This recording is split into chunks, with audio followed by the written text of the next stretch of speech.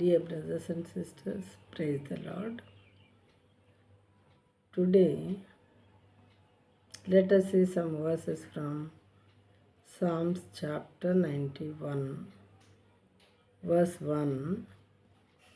He who dwells in the shelter of the Most High will abide in the shadow of the Almighty. మహోన్నతిని చాటున నివసించువాడే సర్వశక్తుని నీడను విశ్రమించువాడు. చాటున నివసించటం, మహోన్నతిని చాటున నివసించువాడే సర్వశక్తుని నీడను విశ్రమించువాడు. నీడ అంటే మనకు తెలుసు. కొంతమంది మరి చెట్ల నీడన కూర్చుంటారు.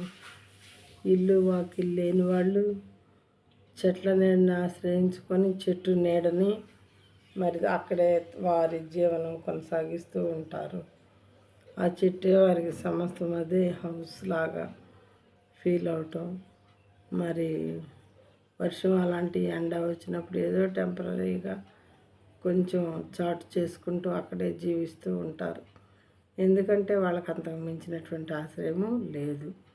అయితే కొంతమంది మనుషులైతే సర్వశక్తుడైనటువంటి దేవుని ఆశ్రయంగా చేసుకొని జీవిస్తూ ఉంటారు. ఆయన నీడన, ఆయన చాటున, మరి ఆయన నీడలో జీవిస్తూ ఉంటారు.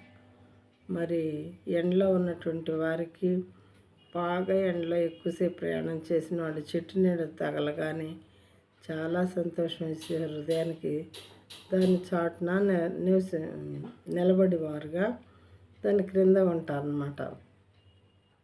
విశ్రమిస్తారు. ఆ నీడలో కొంచెంసేపు చాలా సంతోషాన్ని, సంతృప్తిని పొందుతారు. అలాగే దేవుని ఆశ్రయించినటువంటి వాళ్ళు కూడా ఆయన మన ప్రక్కనే ఉన్నారు, ఆయన నీడలో మనం జీవిస్తున్నామనే ఫీలింగ్తో నియర్నెస్ అన్నమాట, దగ్గరగా ఉన్నాం దేవునికి అని తృప్తితో నాకు ఏది కావాల్సిన ఆ దేవుడే చూసుకుంటారు. ఎందుకంటే నేను ఆయన నీడలో జీవిస్తున్నాను కాబట్టి అని చెప్పి అనుకొని మహోన్నతుడైనటువంటి దేవుని చాటున నివసిస్తూ ఉంటారంట. మరి చిన్నపిల్లలు ఏం చేస్తారంటే శత్రువులు కానీ ఎవరైనా ఇష్టం లేని వాళ్ళు కానీ వాళ్ళు భయపడే వాళ్ళు కానీ వచ్చినప్పుడు వాళ్ళ మమ్మీ డాడీ దగ్గరికి వెళ్ళి వాళ్ళ చాటు నుంచి తొంగి చూస్తూ ఉంటారు.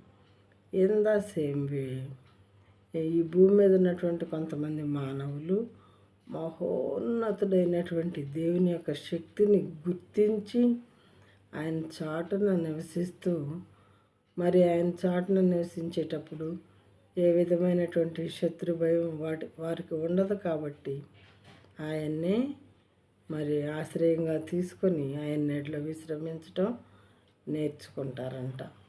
మరి ఈ విధంగా దేవుని యొక్క కృపను, ప్రేమను ఆశ్రయించే వాళ్ళల్లో మరి వాక్యం వినుచున్నటువంటి సహోదరులారా, మీరు కానీ నేను కానీ ఉన్నామా లేమా? మనల్ని మనం పరిశీలించుకుందాం. మహోన్నతుడు కాబట్టి ఆయన మనకు అవసరమైన ప్రతిదీ ఇస్తారు. సర్వశక్తుడు కాబట్టి మనకు అవసరమైన ప్రతి అవసరాన్ని ఆయన తీరుస్తారు. కాబట్టి ఎలాంటి ఆయన చాటున విశ్రమించే మానవులు కొంతమంది ఉన్నారట.